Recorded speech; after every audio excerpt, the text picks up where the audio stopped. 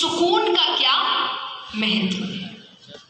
एक बार, क्योंकि यहाँ बहुत कॉमर्स फील्ड के भी लोग हैं, तो एक बार एक व्यक्ति जो सीए है उसको एक ऑफर दिया जाता है। अच्छा काम करता था, मेहनती, ईमानदार, अच्छे से काम करता था, अच्छा कमाता था, तो उसको एक ऑफर दिया गया कि ऐसा ऐसा काम है और जिसके बदले उसको पैसा बहुत मिलेगा। अब ऐसा नहीं है कि कोई इलीगल काम था, नहीं, लेकिन थोड़ा इधर उधर था, तो इसीलिए उसके मन में थोड़ी सी शंकाएं आ रही हैं, करूं नहीं करूं, क्या होगा, लेकिन पैसा बहुत अच्छा है, अच्छा खासा पैसा मिलने वाला है। तो उसने समय मांगा कि एक दिन दीजिए मुझे सोचने के लिए। तो उन्होंने कहा ठीक है। अब वो घर गया, अपनी माँ के पास जाता है जो पढ़ी लिखी नहीं है आज की भाषा में, पर मैं हमेशा कहती हूँ कि पढ़ाई लिखाई सिर्फ जो आज का एजुकेशन है वो नहीं होता, आध्यात्मिक पढ़ाई भी कुछ होती है, संस्कारों की पढ़ाई भी कुछ होती है। और इसीलिए आज इतना पढ़ने के बाद भी हम हर जगह ये सोच रहे हैं कमाए कैसे, घर कैसे चलाए, और हमारे माँ बाप जो कई हमारे दादा दादी जो शायद इस क्षेत्र में पढ़े लिखे नहीं थे, पर हमसे ज़्यादा बड़ी फैमिलीज का पेट उन्होंने पाला है। और हमारे यहाँ फैमिलीज भी छोटी होती जा रही है, लेकिन उसके बाद भी हमको लग रहा है कैसे करें, क्या करें। वो अपने आप काम ढूंढ लेते थे, ये नहीं तो वो नहीं तो वो। हमारी कितनी, मेरी दादी, मेरी नानी, वो इतने इतने काम करती थी कि पापड़ भी बना रही है तो टिफिन भी पैक कर रही है तो सिलाई भी कर रही है। मैं कहती हूँ एक ही व्यक्ति चार चार काम कर रहा था, चार चार इनकम्स होती थी उनकी, जिसको हम आज कहते हैं साइड इनकम होनी चाहिए। वो बिना पढ़े उनको पता था। तो ज़रूरी नहीं कि आज का जो शिक्षा है सिर्फ उसी को शिक्षा माना जाता है, पर जो भी, तो आज के हिसाब से वो शिक्षित नहीं थी उसकी माता। तो उसने अपनी माँ से कहा कि भाई ऐसी ऐसी बात है, ऐसा ऐसा ऑफर है, इतने इतने पैसे हैं, मुझे समझ नहीं आ रहा क्या करना चाहिए। माँ ने पूरी बात सुनी, अंत में कहा कि तुमने जो भी कहा मुझे देखा जाए तो 90% कुछ समझ में नहीं आया, पर मैं सिर्फ एक बात कहूँगी, क्योंकि वो अपनी माँ के साथ ही रहता था, कि जब तुम्हें सुबह ऑफिस के उठाने के लिए मैं आती हूँ तुम्हारे कमरे में, तो तुम इतनी गहरी नींद में होते हो कि मुझे बहुत समय लगता है तुम्हें उठाने में। तो मुझे बिल्कुल भी अच्छा नहीं लगेगा कि किसी दिन मैं तुम्हें उठाने के लिए आऊँ और तुम मुझे पहले से जगे हुए मिलो।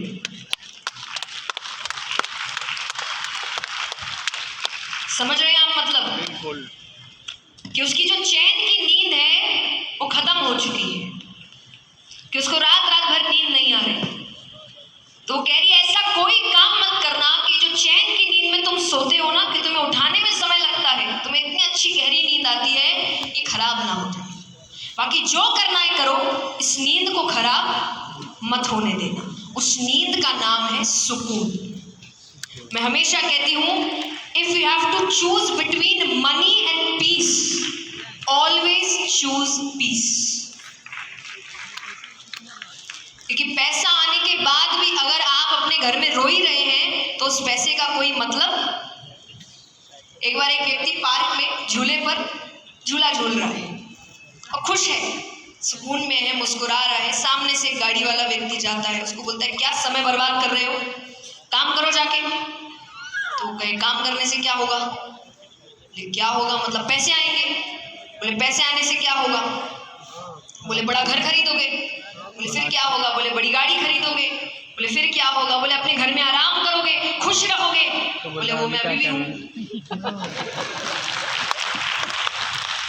तो जरूरी थोड़ी आपकी खुशी का जो मतलब है वो किसी और के लिए भी हो, कि हमने खुशी के में मायने बना दिए कि भाई ऐसा घर होगा, ऐसी गाड़ी होगी, ऐसा काम होगा, यही व्यक्ति खुश रह सकता है। ऐसा नहीं है, सबके अपने अपने मापदंड है खुशियों के। तो आपका उद्देश्य ये होना चाहिए कि आप सुकून में हैं, आप खुश हैं, आप अच्छा काम कर रहे हैं। और जब आप ये सारी चीजों पर ध्यान देते हैं तो अपने आप चीजें बेहतर होने लगती है। और तीसरी चीज मैं कहूंगी जो मुझे ऐसा लगता है कि जिंदगी में सबसे जरूरी होती है, ये जो आपको ताकत दे सकती है, दुनिया की कोई और चीज आपको इतनी ताकत नहीं दे सकती, भगवान पर भरोसा रखिए।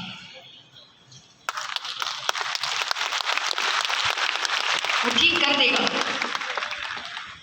मैं हमेशा कहती हूँ कि मैं कभी भी बड़ी से बड़ी दिक्कत आ जाए, और जो आती है, कई बार जब हम कहते हैं ना कि आजकल ट्रोलिंग का ज़माना हो गया है, तो आप कोई भी अच्छी बात लिखिए तो उसमें से 100 में से 90 कमेंट्स होंगे जो आपके लिए अच्छा कह रहे हैं, पर 10 हो सकते ये बोलेंगे अरे आपके लिए तो बोलना आसान है। अब है, पहले नहीं था।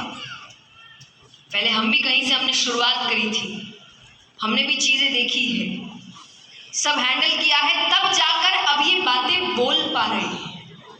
क्योंकि बात हमेशा से कही गई है कि ज्ञान वो ही अच्छा जो दूसरों तक पहुंच पाए। अगर आपका ज्ञान सिर्फ आप तक है तो वो ज्ञान किसी मतलब का नहीं है।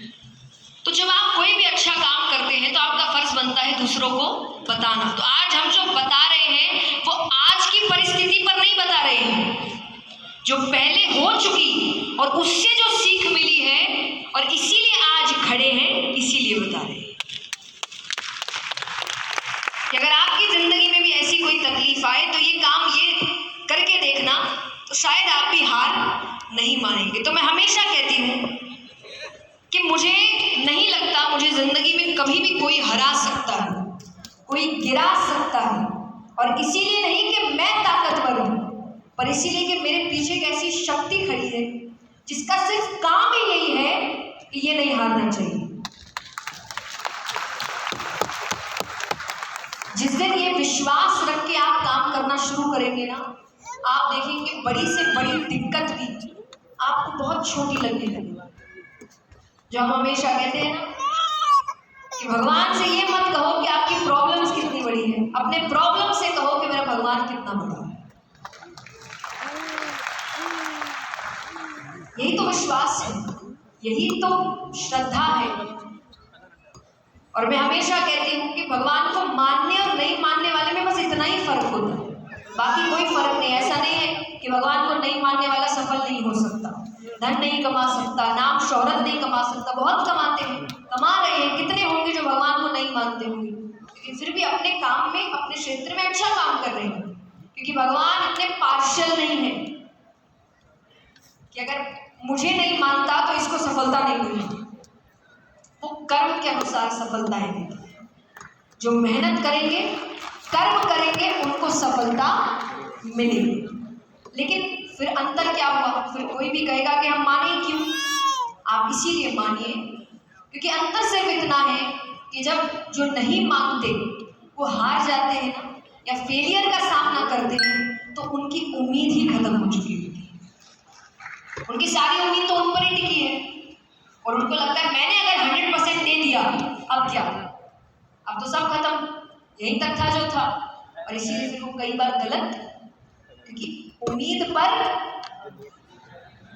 दुनिया कायम है।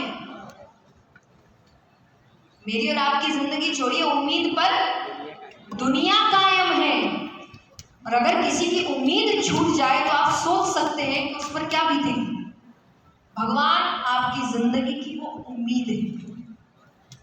सिर्फ इतना अंतर है। मैं हमेशा कहूंगी मानने और नहीं मानने में सिर्फ इतना सा अंतर है कि मानने वाला हारने के बाद भी कहता है कि मुझे जो करना था मैंने कर दिया, अब उसका मान, अब उसके भरोसे रहते हैं कि वो और क्या सिखाने की कोशिश कर रहा है। क्योंकि पॉजिटिविटी का, सकारात्मकता का मतलब ये कतई नहीं होता कि जो हुआ उसको नजरअंदाज करें। सकारात्मकता का मतलब होता है कि जो हुआ वो सिखाने की क्या कोशिश कर रहा है, इस पर अपनी नजर डालें। हमारी नजर उस पर नहीं होती।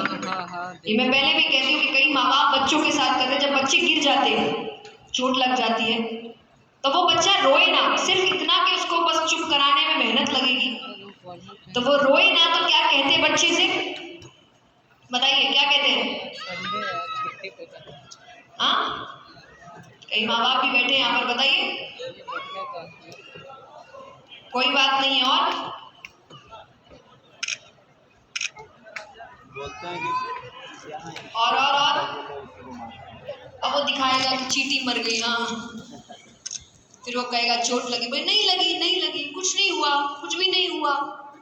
ये सब बताते हैं ना, आप उसको नजरअंदाज करना सिखा रहे हैं, जबकि उसको पता है कि कुछ हुआ है। उसको तकलीफ हो रही है, उसको दर्द हो रहा है, पर आपको उसको सिखा रहे कुछ नहीं हुआ, कुछ नहीं हुआ। ये इमोशंस को दबाना है।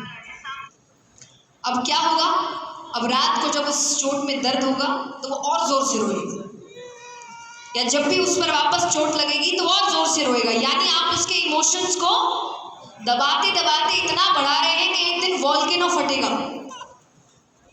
तो इससे अच्छा ये है